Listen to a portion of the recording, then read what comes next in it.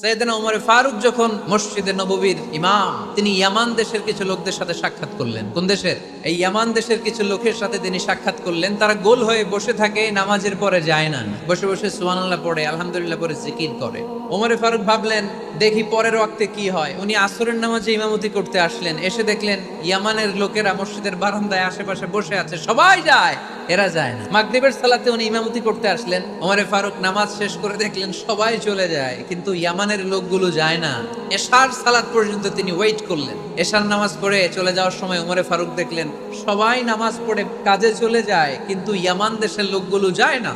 ওমর ফারুক বললেন, মা বালুকুম মা খাতবুকুম, ঘটনা কি, কি হয়েছে তোমাদের? সবাই নামাজ পড়ে চলে যায়, কাজে যায়, তোমরা যাও না কেন? এখানে কি করো? ইয়ামানিরা বলতে শুরু করলো, নাহনু আল মুতাওয়াক্কিলুনা আলাল্লাহ, আমরা এখানে আল্লাহর উপর তাওয়াক্কুল করে বসে আছি। তোমরা আল্লাহর উপর তাওয়াক্কুল করে বসে আছো, তো এই যে সারাটা দিন ঘাপটি মেরে